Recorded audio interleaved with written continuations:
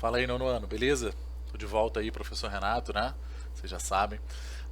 Vamos fazer hoje a aula número 2, nosso segundo encontro, período entre guerras, módulo 5, tranquilo, fácil, tá? Essa semana ainda a gente vai se encontrar no Hangout, por favor, né? Eu gostaria de que todos comparecessem, tá? Nosso primeiro encontro lá no Hangout.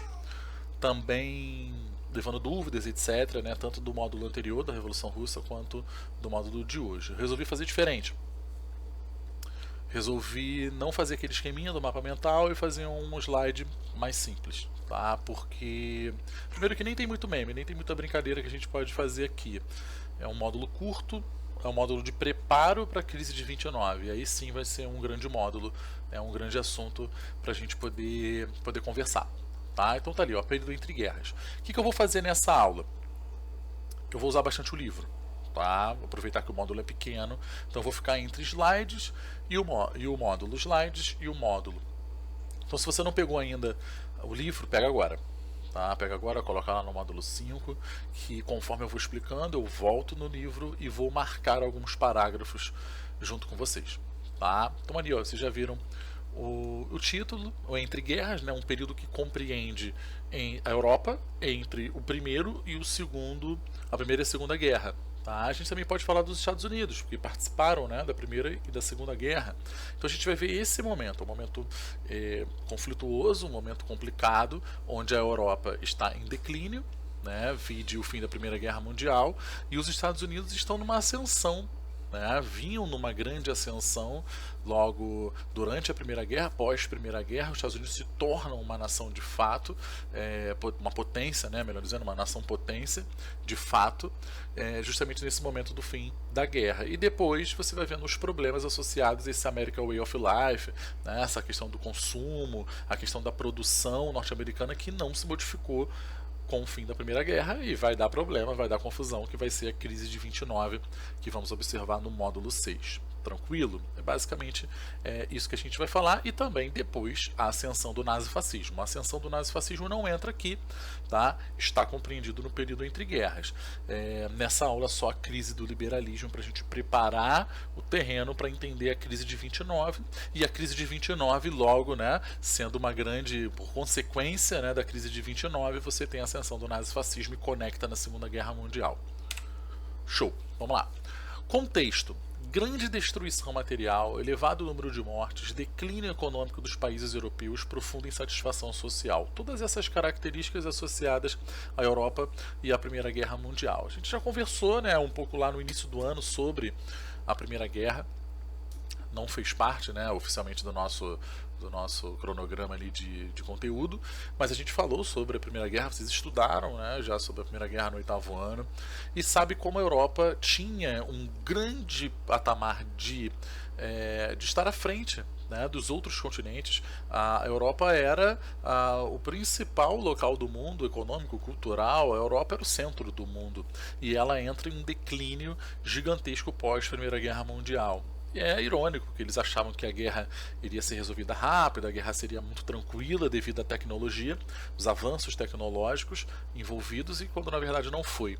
Né? Então, assim, você vê a Europa arrasada, quebrada, necessitando de reconstrução, necessitando de ajuda, e depois um caso específico da Alemanha, que é muito pior, mas você vê a Europa como um todo deixando de ser o auge, deixando de ter essa imagem, tá, como um continente mais próspero, tá, do mundo. E do lado oposto você encontra os Estados Unidos numa crescente. Então você está vendo grande destruição, elevado número de mortes, etc. E a gente vê aqui o caso da Alemanha, que é o que vai chamar mais atenção agora.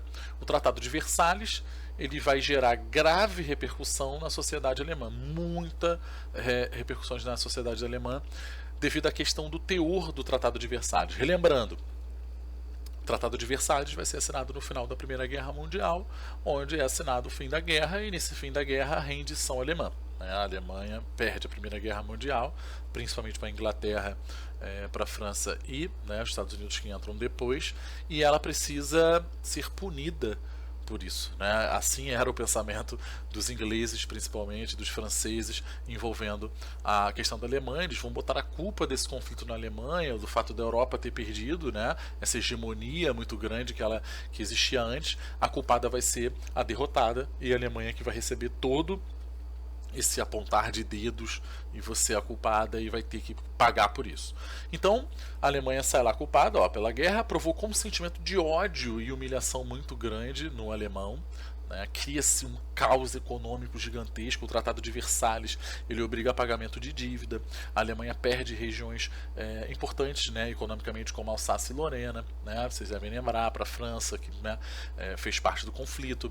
Você tem limitação do exército alemão. Você tem uma série de medidas que visa humilhar de fato a Alemanha, e a Alemanha vai entrar numa crise profunda. Se a Europa está em crise, a Alemanha está na super crise. Era assim que vai funcionar naquele período, nesse período entre guerras na Alemanha. A Alemanha vai tentar se recuperar e quando vem a crise de 29 é avassalador, né? Aí não tem como. No caso da Itália, depois você vai ver que ela também passa por essa crise. A Itália foi aquela que mandou de lado na Primeira Guerra Mundial. E o fascismo vai ter uma entrada logo, né, muito recente, né, a experiência fascista na Itália inserida justamente com os problemas do fim da Primeira Guerra Mundial. Já na Alemanha você tem uma consequência mais arrastada, vai ser somente depois da Segunda Guerra, somente depois da crise de 29 que vai ocorrer. Então basicamente nesse sentido. Vou lá para o livro para a gente dar uma olhadinha e poder nos contextualizar. Espero que você esteja vendo a página 218, beleza? Aqui, ó, a cidade aqui de Nova York, correto? 1927, Times Square aqui, ó, beleza? Veio muito agitado, né? Bom, em tempos de coronavírus, né? Acho que é meio difícil ver a cidade assim, né? Vou dizer, Nova York tá as moscas, todo mundo lá fazendo a quarentena. Olha a quantidade de gente aqui em 1927. Então, assim, fazendo um paralelo com o Brasil vivenciava a Primeira República ainda, né? República do Café com Leite, poucos aninhos antes, 1906, 7. O Rio de Janeiro passava por uma grande transformação, como nós vimos. Então, olha só o crescimento, prédios, né? A quantidade de carros. Então, você vê um crescimento econômico muito grande nos Estados Unidos, enquanto a Europa declina. Essa que é a ideia do nosso módulo. Beleza.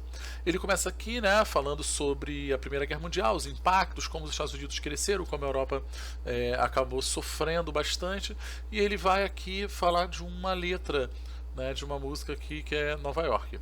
Tá, vocês já devem conhecer, beleza, vou passar, tranquilo. Europa no pós-guerra, falamos sobre, quero atentar para as imagens aqui, ó, a rua na França destruída na Primeira Guerra, olha a quantidade de destruição. Embaixo, um soldado alemão da Primeira Guerra, repara que o cara não tem uma perna, tá, pedindo esmola. Beleza? Você tem um combatente, um soldado, né, para você ver que a dificuldade econômica gigantesca que se passava na Alemanha. A gente vai falar mais sobre isso na ascensão do nazifascismo. Tá? Ele vai falar um pouco aqui do caso da Alemanha, vai falar na tentativa da República de Weimar, vamos falar também mais para frente. Tá? E aqui, novamente, o Tratado de Versalhes. Então, por favor, gostaria que vocês marcassem este parágrafo aqui, que fala justamente do Tratado de Versalhes, tá? Na página 220, esse aqui. Beleza? E também vou querer que vocês voltem um pouquinho. Desculpa eu ter começado ali pelo final. Queria que vocês voltem para o primeiro para a gente poder fazer uma abertura, tá, do que seria a Europa pós-guerra, para você se situar no contexto primeiro, e o penúltimo parágrafo da 220. Tranquilo? Aí começa a 221, no Ampliando Horizontes, ele começa a falar desse sistema liberal, do que seria o liberalismo. Né? A ideia do liberalismo aqui que a gente precisa ver, né? Ele fala da ideologia, vem do iluminismo, aquela coisa toda. O que eu posso comentar com vocês é que a ideia natural do liberalismo nesse momento é a não intervenção do Estado na economia. O Estado é o Estado, a economia é a economia. Correto?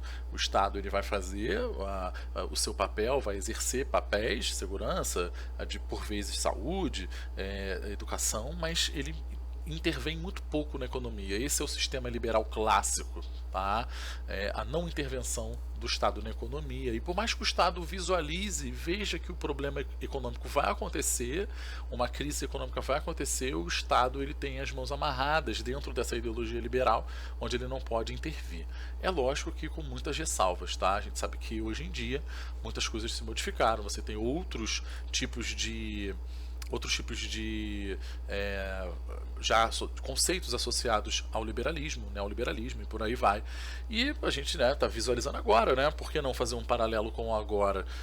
Meio a crise, essa crise sanitária que a gente está vivenciando, você vai sim passar por uma crise econômica e os governos do mundo inteiro estão intervindo justamente para evitar uma crise maior, uma quebra. Então os Estados Unidos aprovaram um pacote gigantesco agora, né, chegando a bilhões para injetar na economia, a França também, a Espanha, né, 1 trilhão, chegou a colocar 1 trilhão agora para poder evitar as quebras. Então o Estado agora se mexe. Né? Mas naquele momento ele não se mexeu por causa dessa questão dessas amarras do liberalismo. Eles não tinham ainda também vivenciado nenhuma grande crise assim, do mundo capitalista gigantesco. Tá? Então é interessante dar aquela olhadinha, beleza? Não precisa marcar. E aqui começa Estados Unidos na década de 20, a grande euforia. Ou seja, a gente viu a Europa destruída, arrasada, quebrada. Agora vamos ver os Estados Unidos surfando, tá? Num crescimento econômico gigantesco. Para tal, vou voltar nos slides e vou chegar aqui, ó, Estados Unidos 1920, da euforia crise, mesmo título, tá? Anos de prosperidade econômica e cultural. Os Estados Unidos se prepararam industrialmente há 40, mais ou menos 40, 50 anos antes da Primeira Guerra Mundial e recolheram os frutos justamente no conflito.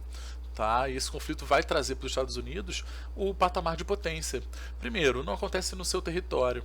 Né? Ele vai vender para todo mundo, para o mundo inteiro, onde tem mercado agora disponível. E com a guerra, mercados, né, ficam muito disponíveis, tanto de armamento quanto qualquer outro tipo de mantimento. E eles estavam preparados para poder suprir isso e poder dominar os mercados no mundo. Bom, com isso os Estados Unidos estão crescendo. Isso traz uma euforia gigantesca, né? Ali, ó, euforia na agricultura, expansão industrial. Cada vez mais as pessoas querem morar nos Estados Unidos, querem fazer investimentos, querem participar dessa terra das oportunidades. A América sendo vista como a terra da oportunidade, né? Vocês já devem ter ouvido falar algo desse tipo, e é justamente um pouco antes e para esse momento que falava-se muito. Tá? Aqui, ó, desenvolvimento do cinema. Deixa eu voltar aqui que eu esbarrei. Desenvolvimento do cinema. Tá? Você tem o cinema sendo importante para mostrar o estilo de vida norte-americano, de consumo, vou consumir, é o carro, é a casa, é o grande cinema. Você tem a questão dos produtos, né? O fast food, no iniciozinho, hambúrguer, produtos americanos, né? Enlatados, aquela coisa toda que começa, tá, a figurar dentro da sociedade norte-americana, correto? Então você tem aqui o surgimento da sociedade de consumo de massa, é o American Way of Life. Ter para ser, né? Consumir associado a uma felicidade. Né? Ser feliz é aquele que consome, que consegue comprar, que consegue consumir, tá? Aquele que não consegue consumir não está inserido nessa ideologia da felicidade que a gente vivencia até hoje em dia, né, de certa forma, tá? Mas ali é um momento de ampla propaganda, muitos produtos novos surgindo, empresas pequenas se tornando grandes, as oportunidades eram gigantescas, mas de um mundo que precisava desse mercado, dessa oferta desses produtos que o mercado norte-americano oferecia, que, né, em termos de produto. Então, com o fim da Primeira Guerra Mundial, as coisas vão se modificar um pouco. Ainda estão surfando ali no início da década de 20 em crescimento e depois começa a declinar, já começa a mostrar que vai dar problema, uma vez que eles continuam a produzir como se o mundo estivesse em guerra, necessitando dos produtos norte-americanos e, logicamente, não vai vender como esperava vender logo depois, né, como vendia antes. Então produz-se muito, vende-se pouco, cria-se a crise. Não vou entrar nela agora, só no próximo módulo, e a gente vai conseguir ver devagarzinho. Então, ó, o grande crescimento econômico, que você está vendo aqui em cima, puxando a seta para a elevação dos salários. E se ele tem elevação dos salários, aumenta a produção de bens de consumo, porque o cara vai comprar mais bens de consumo e você está sempre comprando, trocando, comprando e trocando, comprando e trocando. beleza? Só que é uma ideologia interessante se todos participassem, mas não eram todos que participavam. Então, por exemplo, você viu que eu pulei aqui a característica do surgimento e da difusão do jazz, um estilo norte-americano, afro, né, americano, onde eles pegavam instrumentos europeus, tá, musicais europeus, e colocava num ritmo africano, né, também dança africana, e aí fizeram essa mistura, e o jazz até hoje, né, é um grande expoente aí da música e foi criado justamente aí como um produto norte-americano, mas na época era renegado, né, na época ele era colocado somente para a população negra que, por consequência, não estava inserida no American Way of Life, né, já que os Estados Unidos vivenciavam um período racista, um período excludente gigantesco, né, de segregação gigantesca. Então, olha só, o estilo de vida estadunidense não incluía afrodescendentes, imigrantes, mulheres, trabalhadores pobres.